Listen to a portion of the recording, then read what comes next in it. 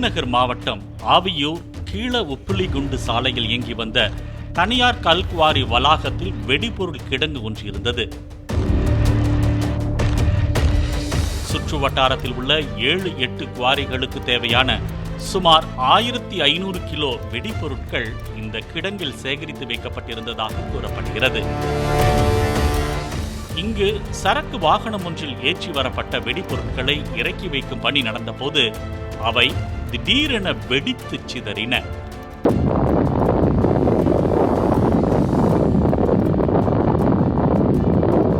விபத்தில் சிக்கி கந்தசாமி, துரை, குருசாமி ஆகிய 3 தொழிலாளர்கள் சம்பவ இடத்திலேயே உடல் சிதறி உயிரிழந்தனர்.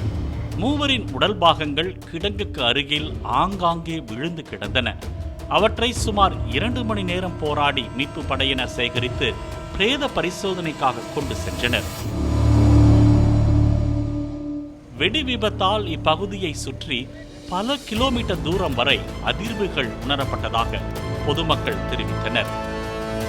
கல்குவாரியை மூட வலியுறுத்தி அவர்கள் ஆவியூர் பேருந்து நிறுத்தம் அருகே சாலை மறியலில் ஈடுபட்டனர்.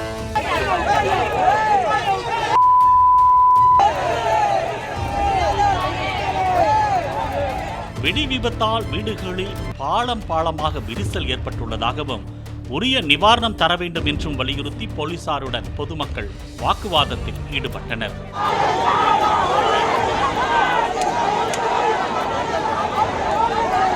வெடி விபத்து நடந்த கிடங்கின் மீது நீரை பீச்சி அடித்து ரசாயனங்களை தணித்த பின் வெடிபொருள் மீட்பு படையினர் உள்ளே சென்று விபத்துக்கான காரணம் குறித்து ஆய்வு மேற்கொண்டனர்.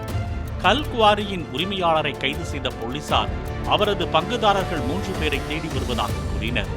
விபத்து நேரிட்ட கிடங்கை சுற்றி உதிரி வெடிப்பொருட்கள் இருப்பதால் 2 நாட்கள் இப்பகுதியில் நடமாட வேண்டாம் என்று ஆவியூர் மக்களுக்கு போலீசார் அறிவுறுத்தியுள்ளனர்.